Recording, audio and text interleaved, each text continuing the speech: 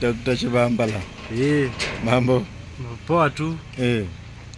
Na wewe? Pia mimi niko poa. Unajua watu wana hate X sana. Wana hate X sana. Na kwa utafiti wenye nilifanya hivi majuzi tu. Nilipata ya kwamba kuna sehemu mwafaka yenye unaweza penda X wako akue. Kumbe ulikuwa unamaanisha X mtu. Nilikuwa nafikiri ni X Twitter. Akili yako inakimbia zile basi ziko bio.